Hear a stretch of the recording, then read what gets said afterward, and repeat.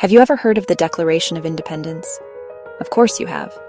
It was a very big deal. It happened a long, long time ago, back in 1776.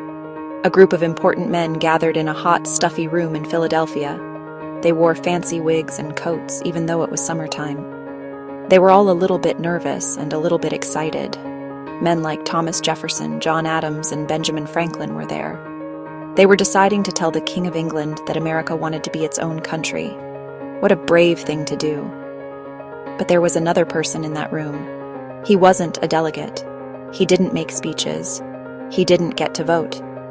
Yet without him, the beautiful document we all know and love might have looked very different.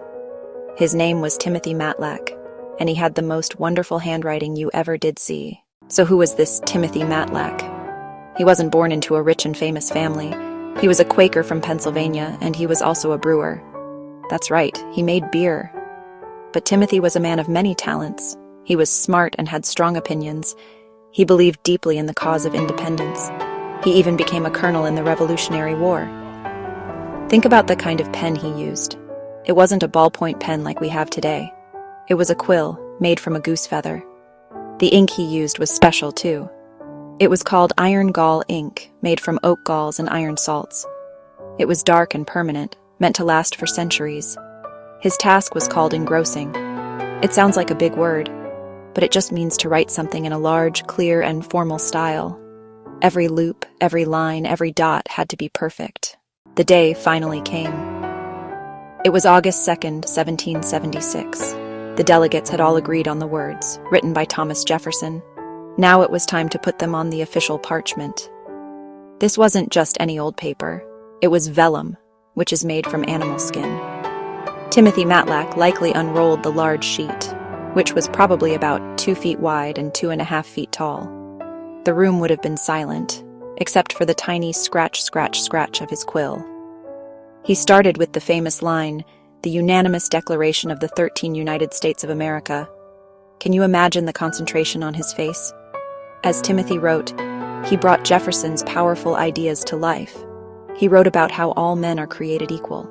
He wrote that they have rights, like life, liberty, and the pursuit of happiness. These were revolutionary ideas. After he finished the main text, he left a large space at the bottom. This was for the signatures. Let's go back a bit. Where did Timothy Matlack learn to write so well? He was born in Haddonfield, New Jersey, in 1736. In those days, good handwriting was a very important skill, especially for business. Young Timothy probably spent many hours practicing his letters. But Timothy wasn't just a quiet boy who liked to write. He had a rebellious streak. As he grew up, he became more and more interested in politics. He didn't agree with the peaceful, stay-out-of-it approach of many Quakers. He became a clerk for the Continental Congress, which was like being a secretary for the whole revolution. Timothy's work was not done after the Declaration was signed. His beautiful handwriting was in high demand. He was asked to engross many other important documents for the new government.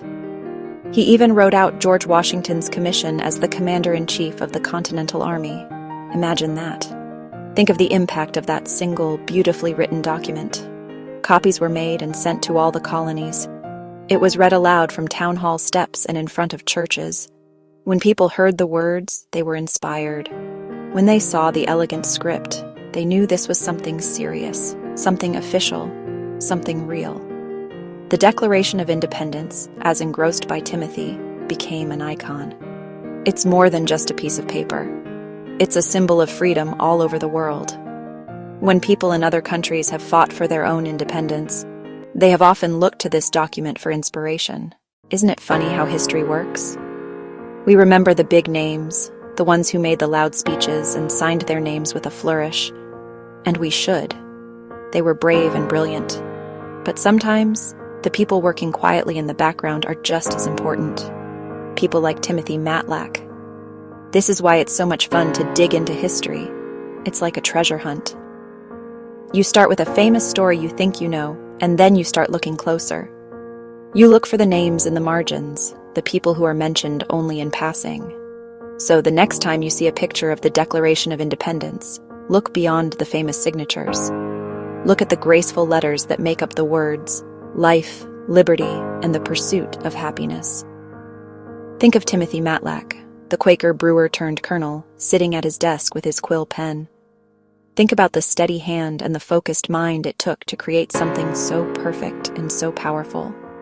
He reminds us that everyone has a part to play, and that even a quiet contribution can change the world. Let's make a promise to always stay curious.